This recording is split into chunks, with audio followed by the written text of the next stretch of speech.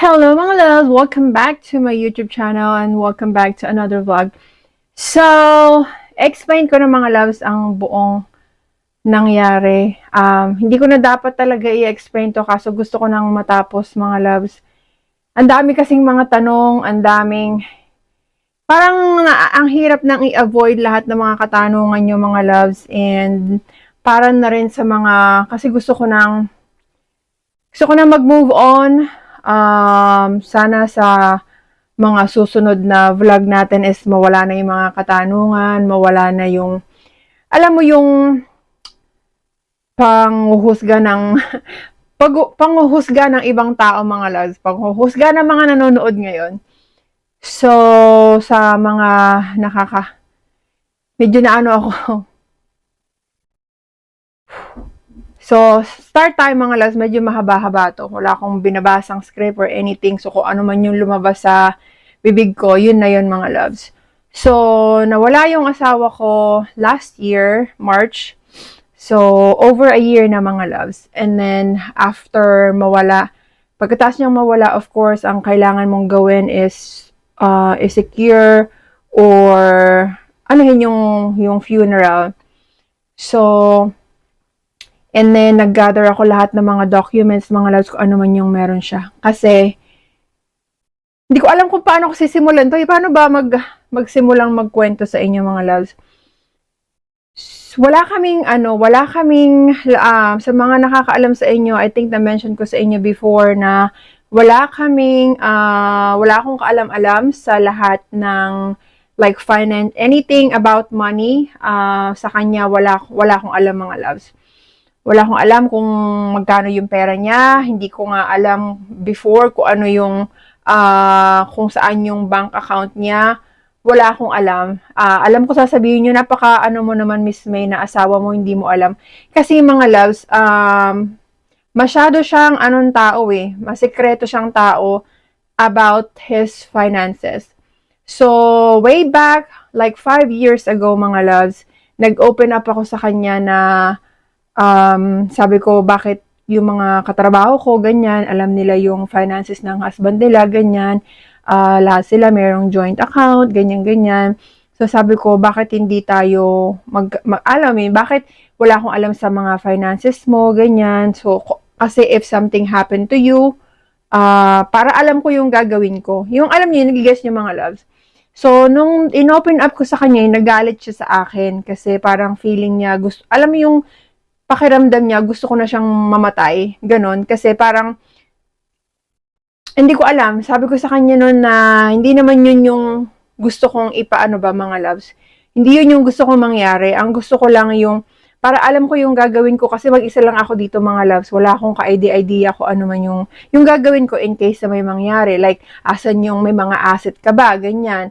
Alam mo yun, nasaan yung pera mo. Although, hindi ko naman sinasabi na kailangan, ilagay mo ko sa bank account mo, yung kung ano man yung assets mo, kailangan, nandun ako. Which is, yun yung pagkakamali ko. Kasi, ako yung tipo ng tao, mga loves, na ayoko ng argument, ayoko makipagtalo. So, kung ayaw mong i-open up sa akin, kung hindi mo ko ganong pinagkakatiwalaan, sige, okay na lang. Although, sumama talaga yung loob ko nun mga loves kasi pakiramdam ko parang hindi asawa yung ano niya sa akin. Alam mo yun, parang hindi asawa yung turing niya in terms of like, financially, parang ganun. And, so ganun siya, maano siya sa pera mga loves, ganun. Like, ako kasi yung tipo ng tao na, hindi ako ano sa pera mga loves. Ganyan ako pero maganon din in terms of sa family. Kapag kailangan ng pera ganyan, hindi ako ganoon sa pamilya ko mga loves. Lalo na sa mahal ko sa buhay. Kay Kirby, nakikita nyo mga loves like travel expenses. I would always book a flight, always book a trip. Nakikita nyo kung madalas kaming nagko-cruise. I will pay mga loves. Ako yung nagbo-book, ako yung like hindi ako nagtitipid in terms of sa ikasasaya niya. And naalala nyo before nung nag-Costco kami na sumama yung loob ko kasi hindi ko talaga makakalimutan yun mga loves na yung gusto kong ipabili na shorts, ayaw niyang bilhin kasi ayaw niya mag-spend ng $16 for one shorts. And dun sumama yung loob ko kasi bago pa kami mag-Costco mga loves, nakabook na ako ng trip, ng cruise, and I spent more than $3,000 just for, sa trip na yon. So, sabi ko sa kanya, bakit ikaw hindi mo kayang mag-spend ng ganun kahalaga sa akin na halagang $16, hindi mo kaya? Pero ako na naka-spend ako ng 13,000. It was supposed to be like a surprise, mga loves. Kaso, dahil sa sobrang sama ng loob ko sa kanya, sobrang inano ko na sa kanya, na parang hindi na na-surprise yung trip. Na, alam mo ba, sabi ko na, nag-book ako ng trip para sa birthday and anniversary namin. Na nag-spend ako ng ganito kalaking pera para sa'yo, pero ikaw hindi mo kayang gumastos ng ganun sa akin. So, nung na yun mga loves, naano ko sa sarili ko na, wala talaga, hindi, alam mo yun, hindi talaga niya ako, hindi ko alam kung hindi niya ako pinagkakatiwalaan or kasi sa tingin niya, kaya ko yung sarili ko na meron akong ganong, alam mo yun, yung financially stable ako mga loves, which is, hindi ako nagmamayabang sa inyo. I consider myself na I am financially stable kasi although nakikita nyo na, puro shopping naman si Miss May, ganyan, pero mga loves, I save a lot. Marunong akong mag-save ng pera. I do invest, mga loves, para sa sarili ko, para sa pamilya ko, and even my family, mga loves, sinecure ko na kung may mangyari man sa akin, meron akong life insurance, and ang 100% beneficiary nun, mga loves, is ang pamilya ko. So, kung mamatay man ako ngayon o bukas, secure ang pamilya ko, mga loves. Kasi you'll never know what's gonna happen. So, ini-invest ko yung pera ko, mga loves, and every year, may goal ako. Like, for example, this end of the year, dapat ganito yung savings ko. Kaya nga ako, mga loves, nakapagpatayo ng bahay sa Pilipinas. Kaya nga ako, alam mo yun, pundar sa Pilipinas is kasi, marunong ako mag-save, mga loves. Hindi lang halata kasi hindi ko naman kailangan sabihin sa inyo, ganito yung savings ko, ganito, ganyan. And, ayun. So, sinecure ko yung sarili ko. And, yun nga, nung nawala siya, mga loves, nag-gather ako ng mga documents and, dito na papasok yung, meron akong na ano sa kanya, namatay siya ng walang living will. Walang will, mga loves. So, pag walang will dito sa Illinois, 50-50. 50% mapupunta sa asawa, 50% mapupunta sa anak. Meron lang siyang isang anak, mga loves. And, so, sabi ko, okay, dahil wala ngang will, kailangan kong magkuha ng lawyer. So, kumuha ako ng lawyer, mga loves. And meron akong nag-gather na statement from stocks. So, meron siyang stocks, mga loves. Tatlo yung stocks niya. So, yung stocks niya, mga loves, meron siyang tatlong account. So, yung tatlong account na yon, yun yung binigay ko sa lawyer. Ito kako yung lahat ng meron siya. Ang meron lang siya, mga loves, meron siyang yung sa stocks, tapos yung yung bahay niya. Yung bahay na unang tiniran ko dito, na doon tumira yung anak niya, mga loves, and then yung trailer nga namin na doon kami nakatira. So, doon kami nakatira, mga loves, and nung binigay ko na yun sa lawyer ko, sabi ng lawyer, okay, meron pala siyang naiwan. And then, umuwi ako ng Pilipinas. Naalala nyo, April, like end of May or, not end of May, like month of May, kasi nawala siya March, and then April, May, umuwi ako ng Pilipinas last year. So, nung umuwi ako sa Pilipinas, mga loves, ay pakiramdam ko, alam mo yun na, kailangan kong i-treat yung family ko kasi pag pala nawalan ka ng mahal sa buhay, parang pakiramdam mo like you're running out of time na what if hindi ko na yung family ko sa, alam mo yun, hindi ko sila madala sa ibang bansa, yung ganon. Kaya, ang laki ng ginastos ko nun sa Pilipinas. And lahat yun, mga loves, nang galing sa sarili kong sikap. Pero ko yun, mga loves, ipon ko. Yung pangbabash nyo sa akin nun before, tinanggap ko, wala kayong narinig sa akin. Kasi, hindi nyo naman alam yung katotohanan. So, bumalik ako dito after 4 or 5 weeks. Pagbalik ko dito, mga loves, sabi ng lawyer, tinawagan ako ng lawyer ko. Sabi niya, are you back? Tapos sabi ko, yes. So, we need to talk kasi kailangan na natin kausapin yung stocks people na kung saan nandun lahat ng pera niya mga loves. Lahat ng pera niya nilagay niya sa stocks. So, pagkausap namin doon mga loves, sabi ng yun sa stocks, yung unang account, ang nilagay niyang 100% na beneficiary si Shenandoah. Pangalawang account, nilagay niyang 100% beneficiary yung anak niya. Pangatlong account mga loves, sabi ko, oh okay, kasi alam mo yun, kasi tatlo naman. So, ang pangatlo mga loves, parang nag-hope ako na nilagay niya kaya ako.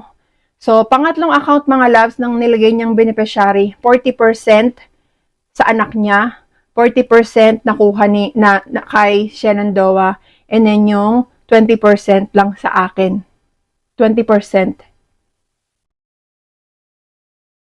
So, nung pagkasabi sa akin, pagka-rinig ko nun mga loves, alam mo yung tumutulo yung luha ko, tapos sabi sa akin ng lawyer, sabi niya, ayun, alam mo yun, I'm really sorry, sabi niya, hindi ko alam na ganun yung ginawa sa'yo ng asawa mo. Kasi yung lawyer na kinuha ko mga loves is kakilala din ni Kirby. So, hindi na ako magiging emotional kasi naiyak ko na lahat ng mga loves last year. So, nung pagkaano ko na yun, sabi ko, wala rin pala akong makukuha kasi magkano lang yung 20% na yun mga loves. So, ayun. Wala ang magawa yung lawyer ko kasi sabi niya kung mag-contest tayo, sasabihin kailangan natin patunayan sa korte na hindi nasa maling pag-iisip siya nung ginagawa niya yon, nung naglagay siya ng 100% na beneficiary. So, walang habol ang lola niya doon mga loves. Ang may habol na lang ako is yung dalawang bahay. Yung dalawang bahay. Kasi yun na lang ang natitirang assets niya mga loves. So, sa dalawang bahay na yun mga loves, kapag binenta yun, maghahati pa kami ng anak niya kasi kailangan 50-50 pa yun. So, 50% na mapupunta sa akin, 50% mapupunta sa kanya.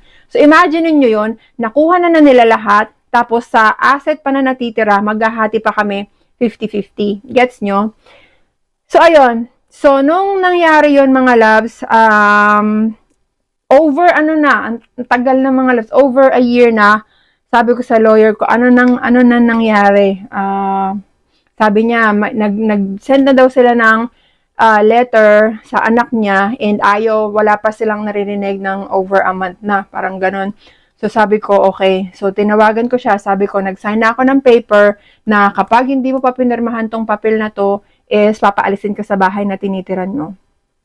Mind you mga loves, 9 years or 8 years ago, nung dumating ako dito, doon ako tumira sa kanila.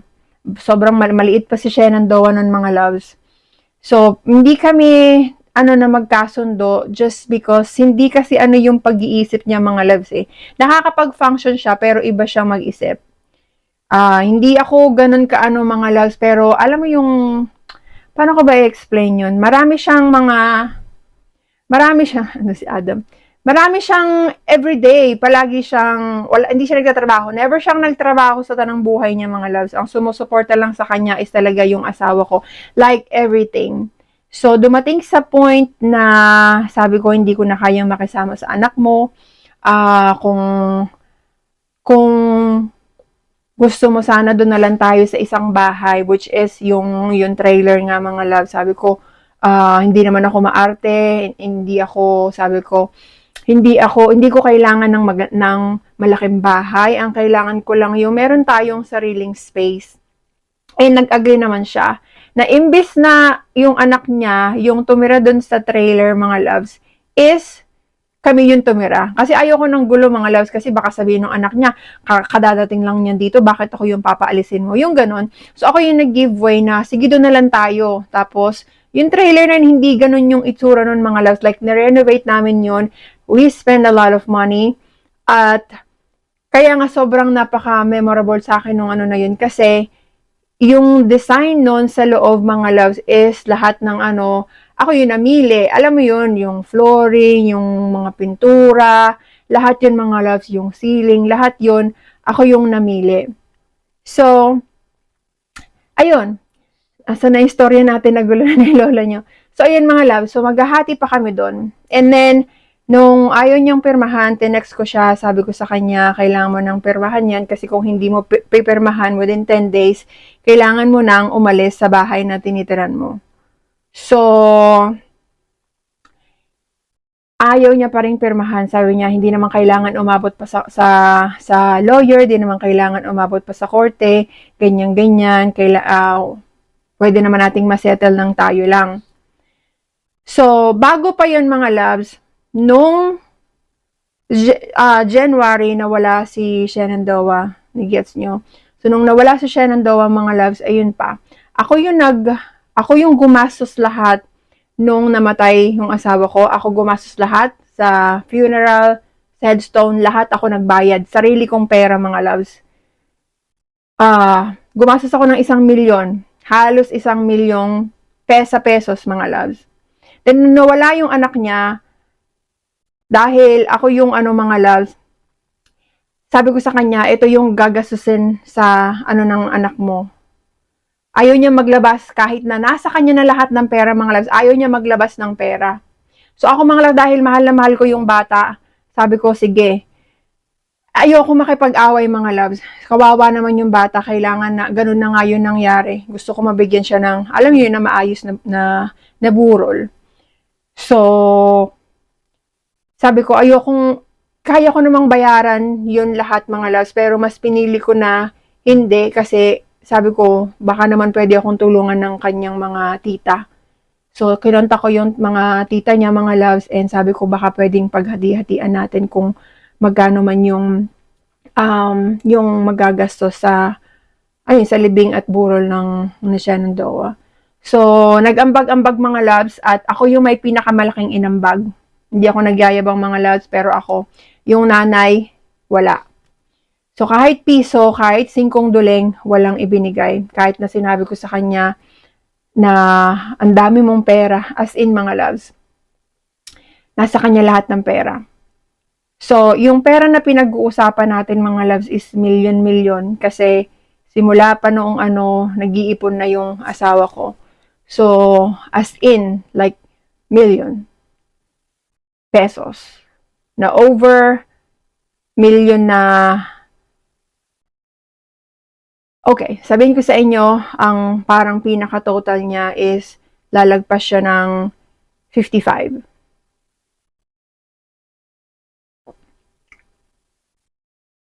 So, kung i-imaginein mo lahat ng pera na yon, magkano lang yun napunta sa akin na parang sumapat lang doon sa ginastos ko sa libing at burol ng asawa ko at libing at burol ng anak niya. Tapos wala siyang na-contribute kahit ano. Regarding sa trailer, kaya ako inano yun sa kanya mga loves is because noong February na wala si Shenandoah, the next month mga loves, hindi niya alam na nabuntis siya. So this is very private, pero iaano ko na sa inyo para matapos na lahat mga loves. Para mag-move on na tayo, magpunta na tayo sa susunod na chapter ng buhay natin. Nabuntis siya, and dahil nga yung bahay mga loves, yung bahay na tinitiran niya, yung unang bahay ng late husband ko, is masyadong magulo, masyadong makalat, which is yun yung reason kung bakit hindi ko kaya makisama sa kanya dati. Kasi alam mo yung tinatawag na, yun napapanood nyo sa video na parang hoarder, gano'n, na wala ka nang madaanan sa sobrang kalat ng bahay. Gano'n mga loves. May mga daga, ganyan. So, hindi niya alam na nabuntis siya. Sabi ko sa kanya, magpa-check up ka kasi nung living ni Shenandoah, sabi niya, parang may nararamdaman akong sumisipa sa tiyan ko. Kasi medyo malaki siya mga loves eh. So, hindi mo maaano na buntis ba siya o hindi mo mahahalata. So, sabi ko, ano ba sinasabi mo, magpa-check up ka? So, sabi niya, sige, magpapa-check up. So, nagpa-check up siya mga loves. The next niya ako, sabi niya, ay, mag-due date na pala ako. Sabi ko, ha? So, nabuntis siya na hindi niya alam mga loves. Nung nanganak siya, the next month na. As in, ganun na pala mga loves. So, dahil nga yung sitwasyon ng bahay ay magulo, dito sa Amerika, hindi mo pwedeng buhayin ang anak mo ng ganon. So, ne-report siya mismo ng kanyang sarili niyang nanay. Yung nanay niya, kaya ang parang nangyari mga loves is, nawala sa kanya yung anak niya. Kinuha ng parang DSWD. Parang ganon mga loves. So, para mas maintindihan nyo.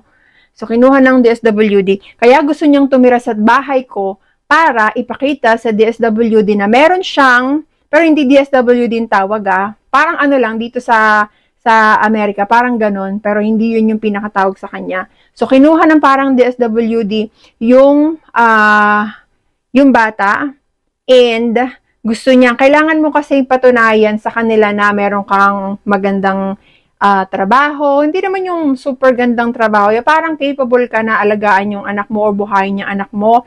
At meron kang titirhan, meron kang bahay. Kaya gusto niyang sumiksik dun sa bahay ko. Kasi ang bahay ko, mga loves, is pwede ka talagang tumira dun. Kasi kompleto. So sabi ko sa kanya, hindi ka pwedeng tumira dito kasi ayoko na, alam mo yun, ayoko na makalat ang bahay, ganyan-ganyan. Sabi niya, technically may karapatan naman akong tumira dyan. Which is, totoo mga loves. Kasi kalahati ng ng trailer na yon sa kanya, kalahati sa akin. Kasi nga, di ba, 50-50. Kasi hindi pa nasisettle hanggang ngayon. As in, hanggang ngayon, wala pang settlement, mga loves. So, kinukulit niya ako, ganon, palagi. Although, sinabi ko sa kanya, nakailang beses na akong sabi sa kanya na, na tama na, tigilan na natin to. Ano pa bang gusto mong kuhanin sa akin? Nakuha mo na lahat. Nasa iyo na lahat ng pera. Nasa iyo na lahat. Ano pang gusto mo?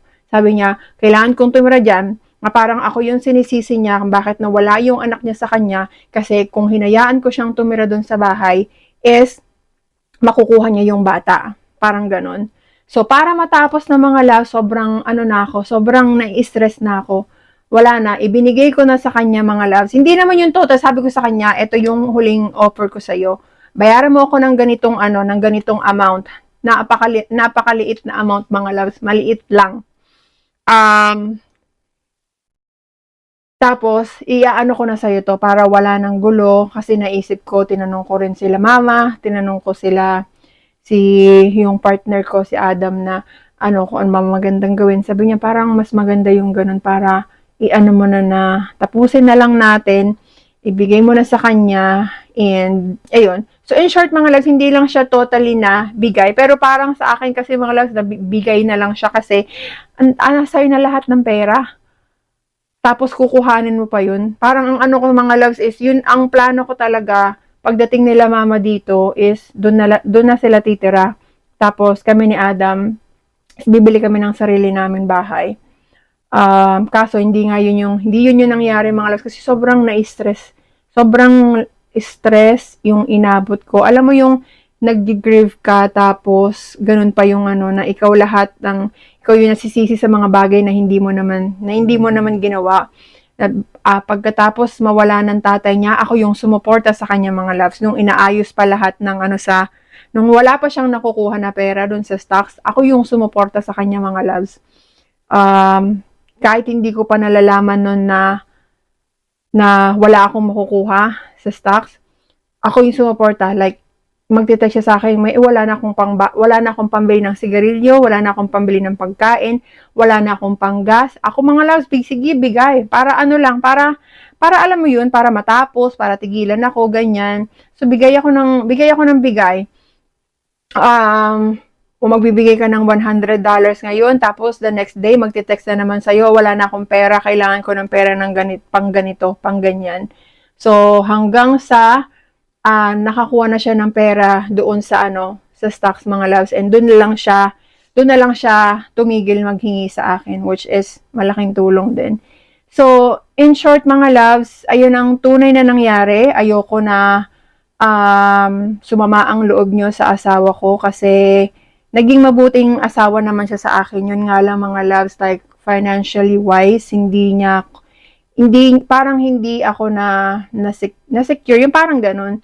Kaya ang pinaka dito mga loves is, huwag niyong kakalimutan na mag-save para sa sarili niyo, para pag dumating yung panahon na yung kagaya ng ganitong mangyari mga loves, meron kayong kukuhanin. Kailangan meron kayo talaga para sa sarili nyo. Or kahit nakasal na kayo mga loves, kailangan meron kang sarili mong ipon. Kailangan matuto kang mag-invest. Kailangan matuto kang mag-ano. Gaganto-ganto lang ako mga loves, pero sinecure ko yung sarili ko kasi alam ko hindi ako isi-secure ng asawa ko. And kahit ganun man yung nangyari sa akin, malaki pa rin yung pasasalamat ko. Kung tatanungin niyo ako, naggalit ba ako sa kanya? Hindi. Nagtampo ako mga loves, pero wala na yung tampo na yun sa akin kasi tinitignan kong rason, kaya niya siguro ginawa yun ay dahil alam niya na kaya ko yung sarili ko na mag-isa. So, sobrang malaki ang pasasalamat ko sa kanya kasi kung hindi dahil sa kanya mga loves, wala ako dito. Hindi ako makakapag-suporta sa family ko. Hindi ko kayang masuportahan alam mo yun, yung sarili ko dito. So, ayun, yun na lang yung pinagpapasalamat ko sa kanya mga loves, and malaking utang na loob ko sa kanya yung pagkapunta ko dito sa US. Kaya yun mga loves, yun yung buong katotohanan. Medyo napabilis ang ating kwento pero ang haba na, no? So, ayun, sana itong ano na to mga loves, wag nyong anuhin na matuto tayo na wag tayong mag-judge ng tao na kasi hindi naman natin alam yung katotohanan, and walang kinalaman dito si Adam mga loves kasi si Adam yung tumulong sa akin simula nung nakilala ko siya mga loves. Sobrang laki ng natulong niya sa akin. Yung mga anak niya, yung mama niya, sobrang laki ng naitulong nila sa akin mga loves, and ramdam ko talaga yung pagmamahal nila sa akin na first time ko lang naranasan yun mga loves. Na tong tao na to na alam mo yung mararamdaman mo talaga na sincere siya sa'yo and hindi kanya papabayaan na nandyan lang siya palagi sa'yo. And sa kanya ko naramdaman na parang, alam mo yun, parang secure ako. Kasi ngayon mga loves na ano ko na, alam ko nga lahat ng meron siya eh. Nasabi niya sa akin, nasabi ko, parang kakaiba to ah. So, naiyak ako. So, ayun. And sinasabi niyo mga loves na, yun, maaga ko lumande. Kung landing man yung tawag nyo doon, hindi ko pinagsisisihan kasi nakilala kong tao na to. Itong tao na to yung nag-save sa akin ng tumulong sa akin mga loves. Kasi I do believe na kung sino man yung nakikilala natin mga loves, meron niyang rason. Meron niyang rason kung bakit siya binigay sa atin ni Lord. And yun, na nagpapasalamat ako dahil siya yung binigay sa akin. And yung pinaka magandang balita mga loves is meron akong nakabili na kami ng bahay. Wow, malapit na. Next week, mag-aano na kami, magko-closing na kami ng mga loves, and super happy ako kasi magkakaroon ng bahay. So, ang plano namin mga loves is lilipat kami doon. So, ako at saka si Adam bumili kami ng bahay. Sabihin niyo na naman, oh, bakit bumili ka ng bahay kasama siya? Kasi yun talaga yung plano namin mga loves. And para meron ding lugar para kalamama. Kasi makikita nyo, pag nag-house tour tayo mga loves, ipapaliwanag ko. Kasi i-explain ko sa inyo. But the thing is, meron na akong sariling bahay and super excited na. Kasi next week na yun mga loves. Ang dami palang process kapag bibili ka ng bahay kasi ang dami talaga mga loves, pero nalagpasan na namin yon. And ayun, so sana maging happy na kayo sa bahay, ano, alam niyo, maging happy na lang tayo mga loves, and sana matapos na tong chapter na to ng ano, na mga katanungan, ng pangbabash, mga ganyan, although hindi naman mawawala yon. And ayun, pinaglaban ko naman kung ano yung meron ako mga loves, and ayoko na lang ng gulo, kaya ayun, ayoko na ng gulo mga loves. Nasa kanya na lahat ng pera. Masaya na siya sa buhay niya. Kasi nung nawala yung bata mga loves, nung nawala si Shenandoah, sa kanya lahat napunta. Kasi ang nilagay na ni Shenandoah na ano is yung anak niya. Alam mo yun, yung anak ni Kirby. So, kung susumahin natin mga loves, ang napunta sa kanya is papalo na nasa 55 to 60 million pesos. Yes. And sa akin, mga loves is, ano lang, mga nasa, I'm not gonna lie, ang napunta sa akin ay 5 million. And yun mga loves, hindi ko siya, nakalagay lang siya sa isang account na, sabi ko sa inyo, mag-invest tayo mga loves. Learn how to secure your finances.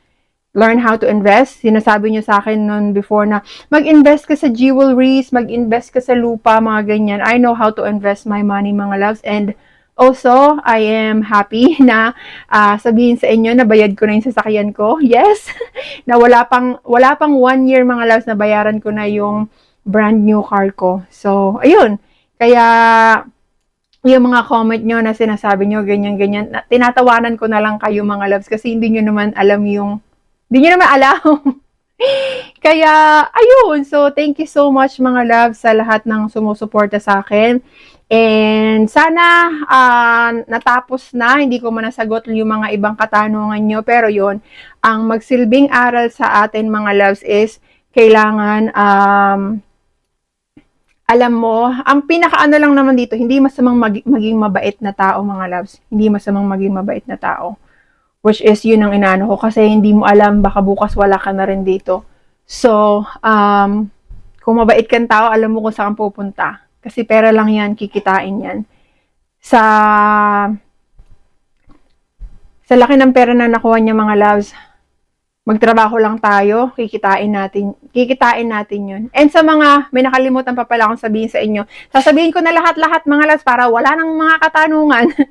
So, nakapag-apply pala ako sa, anong tawag dito, kasi, ang asawa ko, mga loves, is hindi siya retired sa, sa VA, parang ganun, siya, retired na, nag-retire siya sa coal mine, so coal miner siya, mga loves, pero, disabled siya, parang BA disabled, parang ganun. So, may nakukuha siya every month. So, nakakuha ko ng pension, mga loves. Thank God. Yun ang meron ako na parang pakiramdam ko hindi sa akin makukuha ng anak niya kasi ako yung asawa, mga loves. So, may makukuha ko every month as long as hindi ako magpapakasal.